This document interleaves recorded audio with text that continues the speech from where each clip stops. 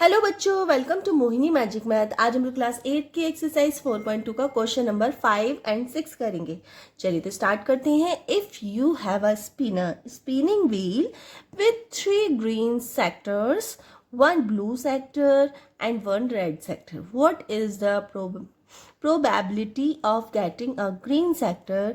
What is the probability of getting a non green sector? तो इस तरह से मैंने सेक्टर्स बना दिए गए हैं। ये टोटल 5 सेक्टर हैं जिसमें 3 ग्रीन कलर के हैं, 1 रेड है और 1 ब्लू है। ठीक है, तो इसमें आपको 2 क्वेश्चन दिए गए हैं। फर्स्ट क्वेश्चन में बोला गया है आपको कि ग्रीन सेक्टर जो है उसकी प्रोबेबिलिटी क्या होगी, और सेकंड बोला गया है कि blue colour, non blue colour मतलब जो ब्लू कलर नहीं है। तो बहुत ब्लू कलर कौन से नहीं है? एक तो 3 ग्रीन कलर और एक 1 रेड कलर। ठीक है, तो चलिए स्टार्ट कर देते हैं। सबसे पहले हम लिखेंगे a total of 5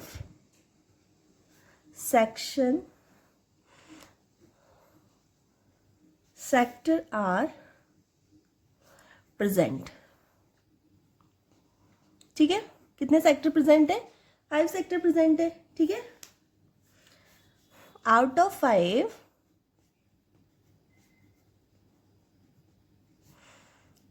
sector,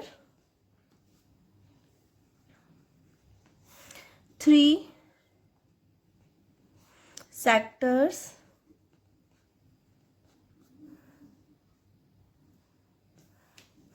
are green। ठीक है, क्योंकि अभी हमें किसके बारे में पूछा है? ग्रीन के बारे में पूछा है। ग्रीन की प्रोबेबिलिटी निकालनी है, तो देयरफॉर probability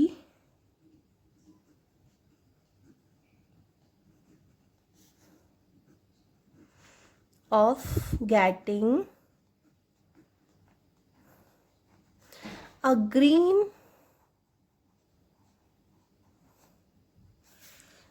सेक्टर। तो देखिए प्रोबेबिलिटी में जो होता है, ग्रीन कितने कितने सेक्टर ग्रीन के? 3, तो 3 आएगा ऊपर। और टोटल कितने सेक्टर होते हैं इसमें? टोटल कितने सेक्टर है? 5, तो 5 नीचे आ जाएगा। बस ये क्या हो गया? इसकी ग्रीन की प्रोबेबिलिटी हो गई। अब नेक्स्ट इसमें एक और बोला गया है कि जिसमें ब्लू कलर ना हो वो कौन से हैं। तो ब्लू कलर के लिए हम लिखेंगे, सबसे पहले हम लिखेंगे टोटल सेक्टर कितने हैं। तो out of the 5 sector, sector 1 sector is blue. Blue कितना है? 1 सेक्टर है। So hence non blue sector कौन से हो जाएंगे? नॉन ब्लू सेक्टर्स कौन से होंगे? तो टोटल 5 है, 5 में से 1 ब्लू वाला आप माइनस कर दो, कितने बचेंगे? 4। ठीक है, तो जो नॉन ब्लू सेक्टर है वो कितने हैं? 4 है। ठीक है, तो therefore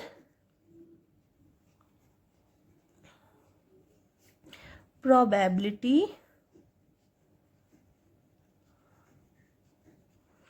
of getting a non-blue sector,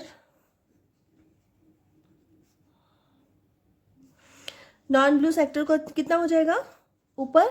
non blue sector कितने हैं? 4 है, और टोटल सेक्टर कितने हैं? 5 है। ठीक है, तो ये हो गया आपका नॉन ब्लू सेक्टर का प्रोबेबिलिटी। ठीक है, चलिए अब 5 क्वेश्चन कंप्लीट हो गया है, तो हम 6 कर लेते हैं। क्वेश्चन नंबर 6 में बताया, बोला गया है find the probabilities of the event given in question number 2। तो सबसे पहले आप क्वेश्चन नंबर 2 देख लेंगे, जिसमें डाइस आपको दिया गया है। और डाइस में कितने होते हैं? 1 2 3 4 5 6 तक तो होता है डाइस में। तो उसी में ही आपको क्वेश्चंस दिए गए, उन्हीं क्वेश्चंस की आपको प्रोबेबिलिटी निकाल के दिखानी है। तो जो क्वेश्चन 2 है उसमें बोला गया है when a die is thrown, जब किसी डाई को फेंका जाता है। ठीक है, so there are total 6 outcomes।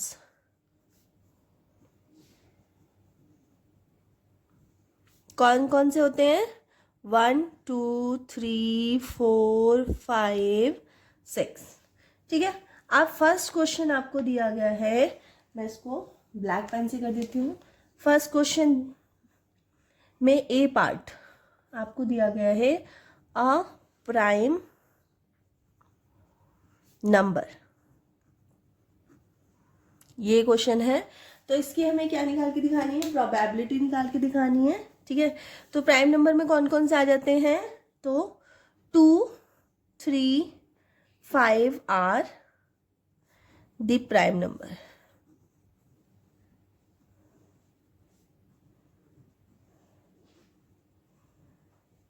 ठीक है, so there are 3 outcomes out of 6। ठीक है, कितने प्राइम नंबर्स हैं? देखिए, डाइस में 1 से 6 तक नंबर होते हैं, जिसमें से प्राइम नंबर हो गए 2 3 5। टोटल कितने हो गए प्राइम नंबर जो हो गए? वो 3 आउट टोटल प्राइम नंबर हो गए। और मतलब प्राइम नंबर टोटल कितने हुए? 3 हुए हैं। और टोटल डाई के कितने नंबर्स होते हैं? 6 होते हैं। तो अब हमें प्रोबेबिलिटी निकालनी है, तो कैसे निकालनी है? प्रोबेबिलिटी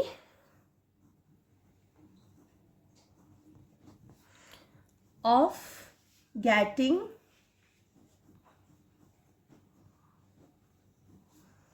अ प्राइम नंबर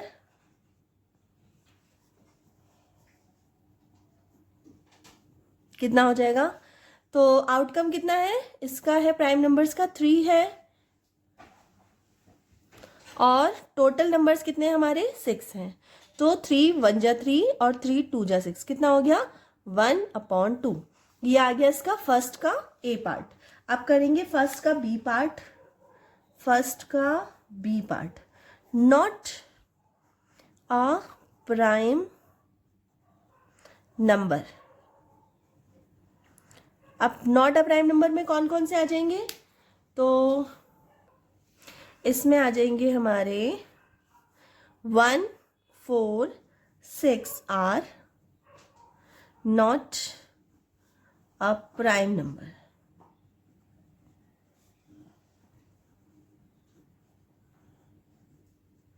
ठीक है, so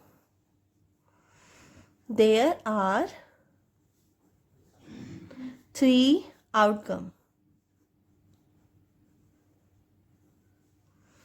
out of 6। Same language लिखनी है, कोई चेंज नहीं लिखना है। बाकी आप लिख लेंगे therefore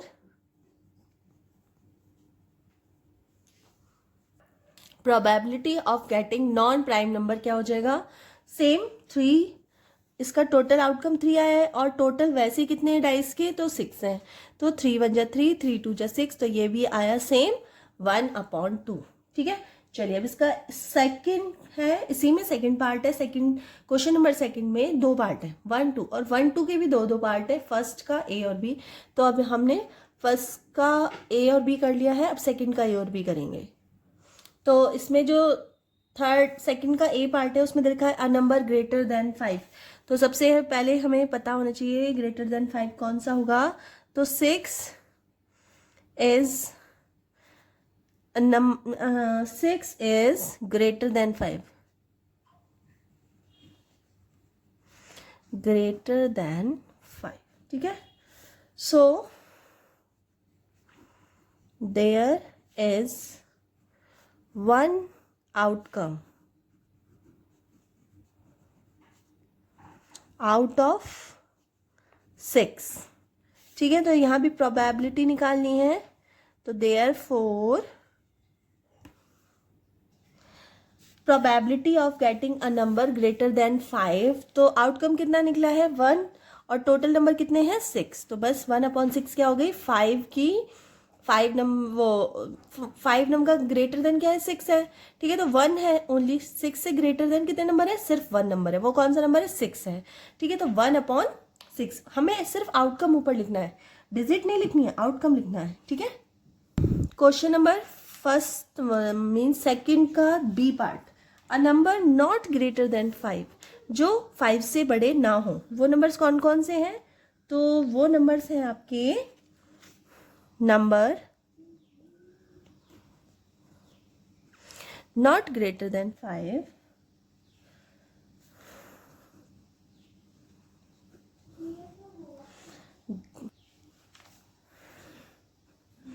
not greater than 5 are कौन कौन से होने चाहिए? 1, 2, 3, 4 एंड 5, क्योंकि 5 जो है वो नंबर 5 से बड़ा तो नहीं होता ना, 5 के इक्वल ही तो होता है ना। तो ये 5 नंबर्स हैं। सो देयर आर कितने आउटकम हो गए? 1, 2, 3, 4, 5, 5 आउटकम। ठीक है, 5 आउटकम हो गए ऑफ 6। ठीक है, 6 में से 5 आउटकम हो गए। अब हमें प्रोबेबिलिटी निकालनी है, तो therefore probability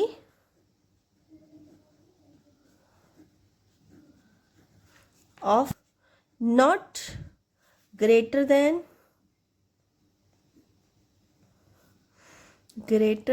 5 is equals to कितना होगा? 5 अपॉन, और टोटल नंबर कितने हैं हमारे? 6। तो बस इतना सा आपको ऊपर आउटकम लिखना है और नीचे टोटल नंबर्स ऑफ आउटकम। ठीक है, बस इतना लिखना है और कुछ भी नहीं करना है। वैसे तो बहुत इजी है, बस थोड़ी सी स्टेटमेंट आपको याद रखनी पड़ेंगी। तो हो गया है आपका क्वेश्चन नंबर 5 एंड 6 कंप्लीट हो गया है, और इसी तरह चैप्टर नंबर 4 भी कंप्लीट हो चुका है आपका, डाटा हैंडलिंग। ठीक है, तो अगर वीडियो थोड़ी सी भी हेल्पफुल लगी हो तो प्लीज़ वीडियो को लाइक कर देना, चैनल पर नए हो तो सब्सक्राइब कर लेना, अपने फ्रेंड सर्कल में शेयर कर देना। मिलते हैं नेक्स्ट वीडियो में, तब तक के लिए बाय।